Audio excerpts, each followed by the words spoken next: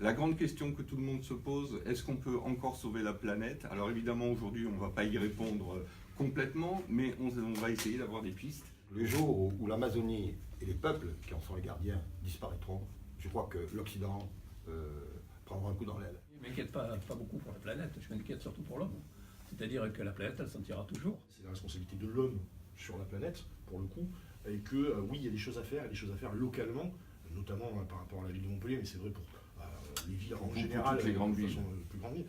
Il faut agir sur les transports, il faut agir sur la construction, parce qu'on a une vraie responsabilité par rapport au changement climatique. On doit s'occuper d'isolation, si on doit s'occuper de transport, il faut le faire à fond. D'énergie renouvelable, il faut le faire à fond. Oui, on a aujourd'hui une responsabilité, il faut aller à fond sur tous les sujets qui sont impactants pour le dérèglement climatique. Il y a un plan climat qui existait sur la métropole, un plan climat qui s'était terminé, je crois, en 2018, qui prévoyait justement un certain nombre de choses. On a quand même l'impression qu'entre les paroles et les actes, il y a un décalage. Il y a les ambitions qu'on peut afficher dans des documents administratifs, et puis après, il y a la réalité des politiques publiques. Aujourd'hui, la réalité de la politique publique à Montpellier, c'est qu'on a décalé une ligne de tramway qui va avoir 10 ans de retard. Ça mettait des voitures. C'est une bonne nouvelle que le tramway soit enfin sur les rails, si j'ose dire. C'est-à-dire bon, alors on a pris du retard, c'est sûr, mais en 2025, il sera là. On aura pris 8 ans de retard. Oui. La difficulté, c'est que pendant ces 8 ans-là, on a fait circuler des voitures, on n'a pas donné d'alternative. Alors ça a l'air d'être un petit fragment par rapport au dérèglement climatique, mais ça fait partie d'un ensemble. La globalité, c'est qu'il faut absolument que les politiques, et aussi à Montpellier, puissent investir sur un certain nombre de politiques publiques, comme l'isolation des bâtiments, qui est fondamentale, et des alternatives à la voiture. Le tramway, c'est une alternative à la voiture. Le retarder, c'est limite criminel. Je pensais que j'étais dans une ville complètement verte, et puis je me suis rendu compte que ce n'était pas tout à fait exact. Trop de Il bétonisation. nous a pas fallu 45 ans pour vous en apercevoir. Non, bien sûr, bien sûr. Trop de bétonisation, à votre avis? Ouais, évidemment. Ça Fraîche et Sorel, suite, bétonne trop. Il n'y a quasiment plus d'espace vert sur Montpellier. Mais il faut commencer par exemple par protéger les terres arables.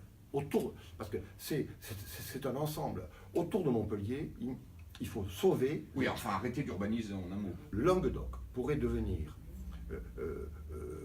nous permettre de récupérer l'autosuffisance alimentaire que la France a perdue. Il faut arrêter à un moment donné sur l'urbanisation et l'étalement urbain, ça il faut être clair. On a parlé d'une ceinture verte autour de la métropole de Montpellier, autour de Montpellier, sur des choses comme ça. Il y a des choses sur lesquelles il faut être très clair et il faut avoir l'ambition de le faire.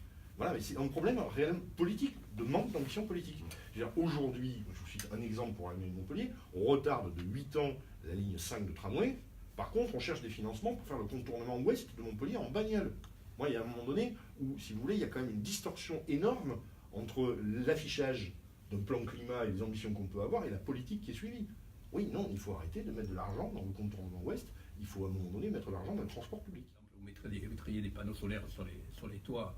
Il y a du soleil ici. C'est quand même anormal qu'en Allemagne, on ait supprimé le nucléaire et pas en France. Déjà, réduire le nucléaire, augmenter les énergies renouvelables, les éoliennes en mer, même si on ne les veut pas à terre, qu'est-ce qui empêche de les faire? Ici, la côte est en pente douce, c'est très facile. Les solutions, vous avez esquissé un certain nombre, on les connaît, il n'y a pas de souci là-dessus. À un moment donné, si on veut changer les politiques publiques, il n'y a qu'une seule façon de faire dans un pays démocratique, c'est de voter.